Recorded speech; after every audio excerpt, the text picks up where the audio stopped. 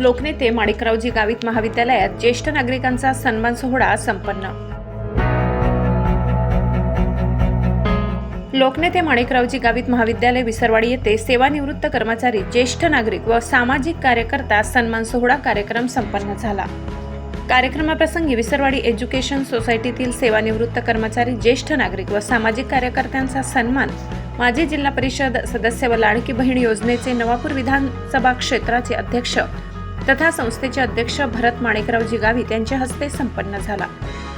कार्यक्रमासाठी प्रमुख अतिथी जिल्हा परिषदेच्या महिला व बाल कल्याण सभापती सौ संगीता भरत गावित यांनी आपले मनोगत व्यक्त केले। त्याचबरोबर संस्थेचे सचिव अशोक शिंदे, प्रमोद मांडे आदींनी मनोगत व्यक्त केले। या प्रसंगी महाविद्यालयाचे प्राचार्य डॉक्टर जयश्री गावित यांनी प्रास्ताविकात म्हटले की महाविद्यालयाचे शैक्षणिक कार्याबरोबरच सामाजिक कार्य ही विशेष उल्लेखनीय आहे। येथील आदिवासी तळागाळातील समाजासाठी उच्च शिक्षणाची सोय झाल्यामुळेच आज या समाजातील बहुसंख्य कर्मचारी हे उच्च पदावर कार्यरत आहेत। त्याचबरोबर या समाजातील विद्यार्थ्यांना गुणवत्तापूर्ण शिक्षण देण्याचे काम संस्थेतील कर्मचाऱ्यांनी केल्यामुळेच समाजाची सामाजिक आणि शैक्षणिक प्रगती होत आहे। अध्यक्ष भरत गावित यांनी देखील अध्यक्षीय भाषण केले। त्यात त्यांनी ज्येष्ठ नागरिक हेच समाजाचा खरा आधार असल्याचे म्हटले। यावेळी सेवानिवृत्त कर्मचारी, विसरवाडी पंचक्रोशीतील ज्येष्ठ नागरिक व सामाजिक कार्यकर्ते उपस्थित होते।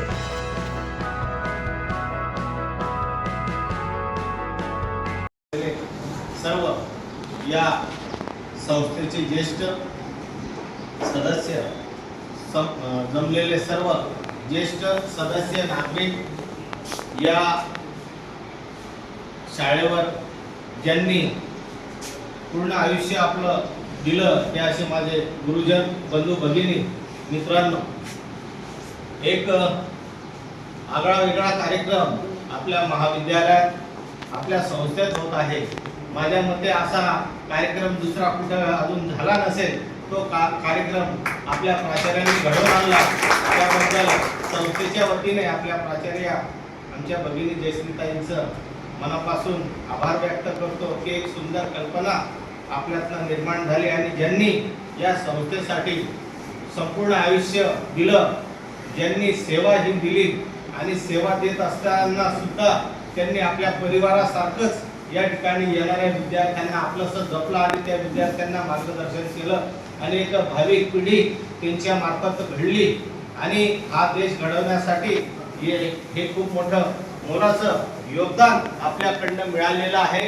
ही संस्था कधीही आपलं हे विसरू शकणार नाही। आपण केलेले परिश्रम, आपण दिलेला त्याग आणि आपण परिवाराला पासून लांब राहून, परिवाराला सोडून आपण या परिवाराची सेवा केली की ज्या पद्धतीने लहान मुलं असतील, या ठिकाणी माझ्या माता भगिनी सुद्धा आहेत, त्यांनी लहान मुलांना बाजूला ठेवून आपले शाळेतले मुलं हे आपले आहेत आणि त्यांनाच शिकवणं माझं हे गरजेचं आहे। त्यांचं पालकत्व त्यांनी पहिले स्वीकारलं आणि घरची जबाबदारी त्यांनी स्वीकारली। खरोखरच मनापासून त्यांचं आभार व्यक्त करतो की ज्या पद्धतीने आपण या संस्थेमध्ये, ही संस्था फार लहान होती पण ही संस्था आज वटवृक्षात रूपांतर झाले आणि त्याचं खरं श्रेय हे संस्था चालकांना नसून या संस्थेमध्ये जे गुरुजन वर्ग आहेत आणि शिक्षकेतर जे कर्मचारी आहेत त्यांना जातं। कारण आपण ज्या पद्धतीने या विद्यार्थ्यांना घडवलं, या विद्यार्थ्यांना आपण मार्गदर्शन केलं, या विद्यार्थ्यांना गुणवत्तामध्ये हे कसे येतील या पद्धतीने त्यांच्याकडनं अभ्यास आपण ज्या पद्धतीने करून घेतला, म्हणून ही शाळा सुद्धा नावारूपास आली आणि आज असंख्य विद्यार्थी हे आपले शासकीय सेवेमध्ये, देशसेवेमध्ये लागलेले आहेत। याचा अभिमान आणि गर्व सुद्धा आहे की एवढ्या ग्रामीण भागातनं ज्या विचाराने माणिकराव दादांनी आणि नाईक साहेबांनी या भागामध्ये ही संस्था चालू केली आणि ही संस्था आज वटवृक्षात रूपांतर झाली। ज्या काळी या संस्थेमध्ये यायला मुलं घाबरायचे, आज या ठिकाणी गर्वाने मुलं मोठ्या हिमतीने या वर्गात शाळेमध्ये येतात, कॉलेजमध्ये येतात। पहिलीपासून तर सिनियर कॉलेजपर्यंत आपण ही मजल गाठलेली आहे आणि याचं सर्व श्रेय हे कळत नकळत आपल्याला आहे। बालवाडी पासून हा पाया आपण पक्का केला, बालवाडी पासून तर 10वी पर्यंत, 10वी पासून 11वी, ज्युनियर, सिनियर कॉलेज सुद्धा आपण 2003 ला त्यावेळेस आपण मंजूर केलं। त्याच्या अगोदर तर माझ्या मते हे 95-96 पासून याची मान्यता होती, पण खरी आपल्याला अनुदानित ही 2003 मध्ये आदरणीय लोकनेते माणिकराव दादा यांच्या आशीर्वादाने ही अनुदानित आपलं हे कॉलेज झालं आणि तेव्हापासून या कॉलेजला आपल्याला चांगलं नावारूपास बघायला मिळतंय. आज सुद्धा या कॉलेजमध्ये ही आपण नवीन इमारत बघत आहोत. हे संस्थेची प्रगतीची लक्षणं आहेत. संस्था ही प्रगतीच्या दिशेने जात आहे. संस्थेमध्ये नॅक सारखा विषय हा जो कॉलेजमध्ये असतो, नॅक सारखा महत्त्वाच्या विषयामध्ये सुद्धा आपण पुढे सरकलो आणि नॅक प्रमाणित ही आपलं कॉलेज आहे. येणाऱ्या दिवसामध्ये भविष्यामध्ये विद्यार्थ्यांना शिक्षणासाठी बरेचसे दालनं आपण या माध्यमातून बऱ्याचशा शाखा उपलब्ध करून देणार आहोत. या वर्षी आपण सायन्स ही शाखा सुरुवात केलेली आहे.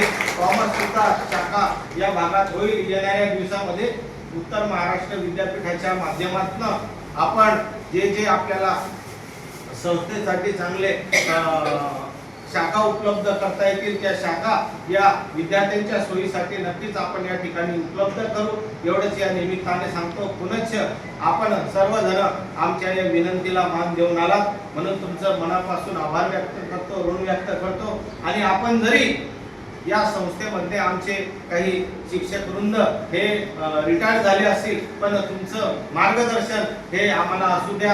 ही संस्था आपली आहे, हा परिवार आपला आहे, म्हणून तुम्ही या ठिकाणी नक्कीच या संस्थेवर लक्ष घालाल अशी अपेक्षा आणि एक विनंती आपल्याला करतो. त्याचप्रमाणे कामासाठी त्या पैशांचा त्यांचा उपयोग होत आहे आणि या अनुषंगाने त्या माझ्या माता भगिनींचा नक्कीच जीवनमान उंचावण्यामध्ये हे सरकार मदत करत आहे.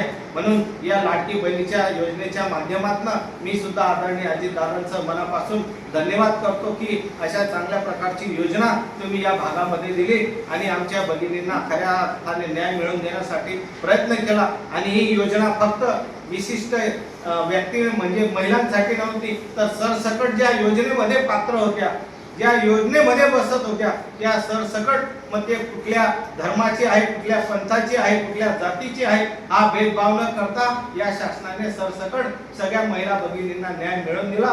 त्याबद्दल शासनाचं मनापासून आभार व्यक्त करतो. पुनश्च या कार्यक्रमाच्या निमित्ताने ज्येष्ठांचे मनापासून आभार व्यक्त करतो. तुमचं प्रेम आशीर्वाद असंच आमच्या पाठीशी राहू द्या एवढंच या निमित्ताने सांगतो. या ठिकाणी थांबतो. जय हिंद, जय महाराष्ट्र, जय भीम, जय आदिवासी.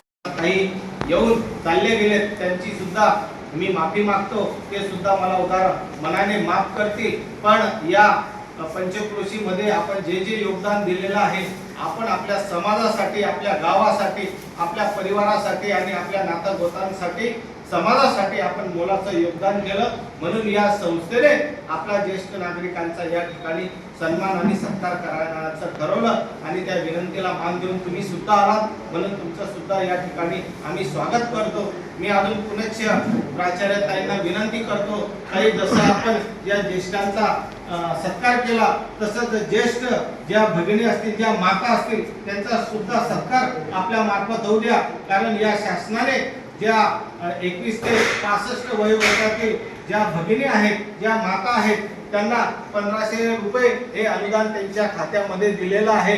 आणि जवळजवळ या नवापूर तालुक्यामध्ये मी लाडक्या बहिणीचा अध्यक्ष आदरणीय अजितदादा पवार यांनी मला केलेलं आहे. शासनाच्या वतीने नवापूर तालुक्याचा मी अध्यक्ष आहे आणि अध्यक्ष या नात्याने या नवापूर तालुक्यामध्ये जे प्रकरण त्या कमिटी पुढे आलेत, ते कमिटीने सगळे प्रकरण मंजूर केलेत. फक्त काही वय कोणाचं 18-19 असेल, कोणाचं 65च्या पुढे असतील, काहींना दुसऱ्या योजनेचा लाभ मिळत असेल म्हणून ते फॉर्म त्यांचे रिजेक्ट झाले. पण जवळजवळ आपण 73,000च्या पुढे या महिला भगिनींना आपण नवापूर तालुक्यामध्ये लाभ दिलेला आहे. आणि जवळजवळ माझ्या मते 35 ते 40 कोटी रुपये हे या 2-3 महिन्यामध्ये आपल्या नवापूर तालुक्यामध्ये आलेले आहेत. आणि तेच पैसे माझ्या माता भगिनी कोणी टिकली घेण्यासाठी, कोणी बांगडी घेण्यासाठी, कोणी दवाखान्याचा खर्च घेण्यासाठी, लहान मुलांना काही निवृत्त कर्मचारी आहेत आपल्या संस्थेचे, त्यांचं गेट टुगेदर व्हावं आणि सोबतच जे आपल्या गाव परिसरातील विसरवाडी किंवा आजूबाजूच्या गाव परिसरातील जी काही ज्येष्ठ नागरिक असतील, प्रतिष्ठित मंडळी असतील, या सर्वांना संस्थेच्या प्रांगणात बोलवावं आणि सर्वांचा सत्कार करावा असा आमचा मनापासून, अशी आमची मनापासून इच्छा होती.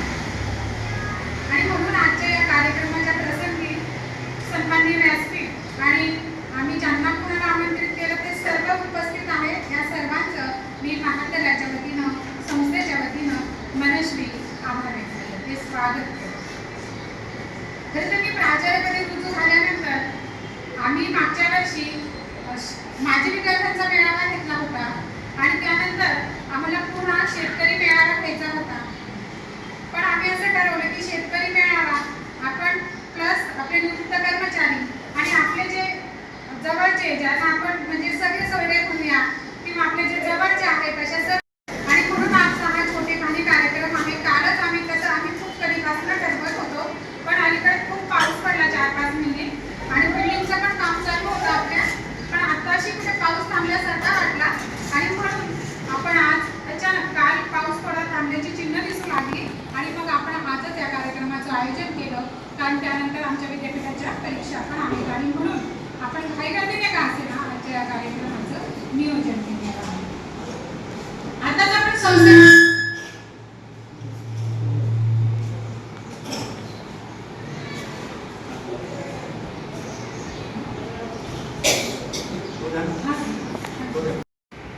सोबतच आपल्या सर्वांची कुलदैवत यहामुखी मातेची प्रतिमा पण आपल्यासमोर विराजमान आहे. दादा लोकनेते माणिकराव गाईत फक्त आमचेच वडील नव्हते तर आपल्या सर्वांचे वडील होते. कारण त्यांनी त्या काळात जेव्हा आपल्या ग्रामीण भागात आदिवासी भागात डोंगरदऱ्यांमध्ये शाळांची व्यवस्था नव्हती, पण वडील म्हणून त्यांची भूमिका होती की माझी मुलं जशी मोठ्या शाळांमध्ये शिकतील, मोठ्या शहरांमध्ये शिकतील, तशी माझी शेतकऱ्यांची मुलं, कष्टकऱ्यांची मुलं, गोरगरिबांची मुलं ही चांगल्या प्रतीचे शिक्षण घेऊ शकतील अशा शाळा आणि आश्रमशाळा मी सुरू करेन. आणि त्या पद्धतीने त्यांनी दूर डोंगरदऱ्यांपर्यंत शाळा सुरू केल्या आणि आश्रमशाळा सुरू केल्या. आणि म्हणून मी म्हणते की त्यांनी फक्त त्यांच्या स्वतःच्या मुलांचीच शिक्षणाची सोय नाही केली तर आपल्या सर्वांच्या, आपल्या परिसरातील अनेक गोरगरीब